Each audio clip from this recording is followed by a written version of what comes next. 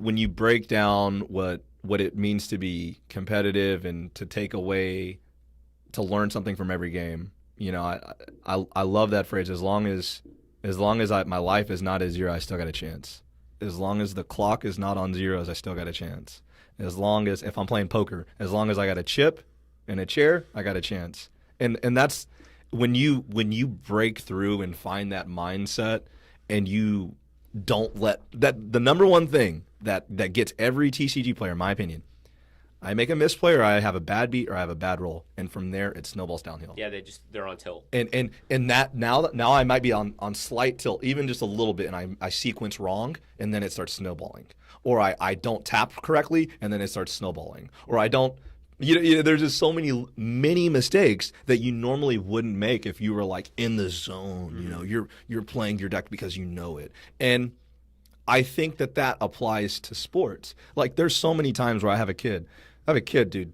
He runs a great route, right? It's wide open. He's running down the field. He's wide open, dude. He's by himself. The ball gets thrown. It's in the air. He's all by himself. The hardest catch to make, because it's just you and the ball. And this kid is just in a mindset of, okay, the ball's in the air. I got to catch. And the thing is, they drop it. And you think, well, why do they drop it? Well, you got to look at it like trading card games in a lot of aspects.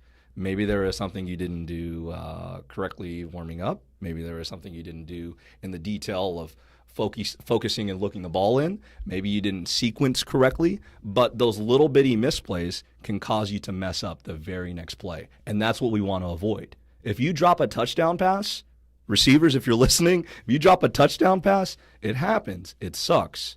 But you got to play the next play, because the next play is ultimately what matters. What if you catch a touchdown the very next play because you fix it? What if you're able to turn it around? What if you make a misplay game one of your match, but you refocus, you regather, and you say, look, I'm not going to make that misplay again. I'm focused. And the game two and game three, you play perfectly, and the game rewards you for that. Mm-hmm. And, like, that's the thing that not a lot of people realize. Life usually, I'm not going to say all the time, in card games in general, and it's something that I'm learning in Hearthstone, it rewards you for putting yourself in the best position to win. Yeah.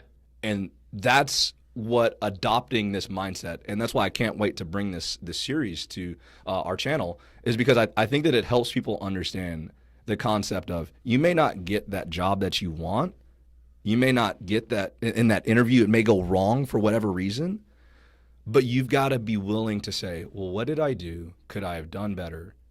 And what am I going to do the next time?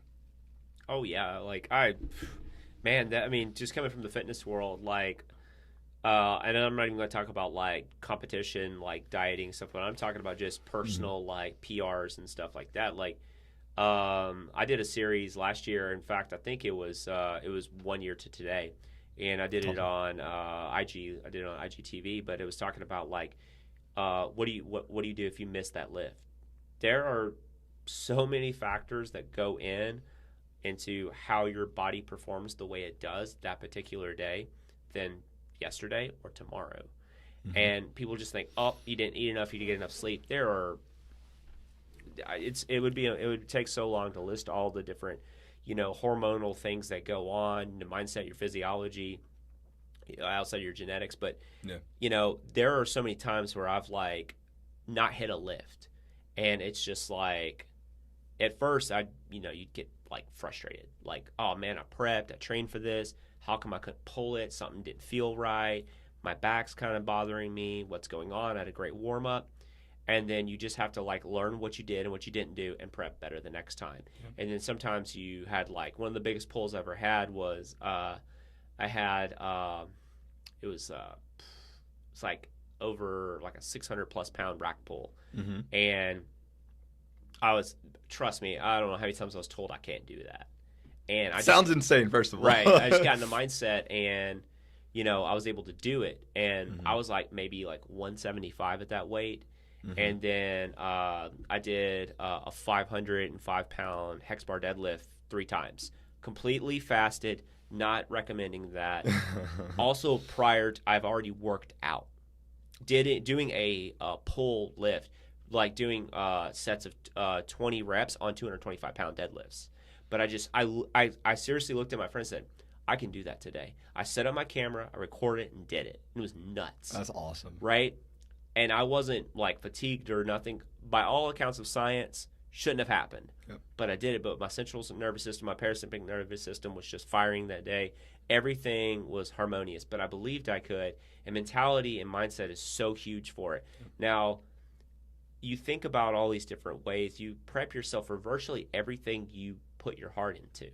Mm-hmm. Whether it's I'm cooking this meal, yep. I'm engaging in this relationship, yep. how I take care of my car, how I even the way you structure and how you pay your bills tells a lot about a person, or the way you use your money, and all these so many different things factor into how you play a card game. Yep. It really does.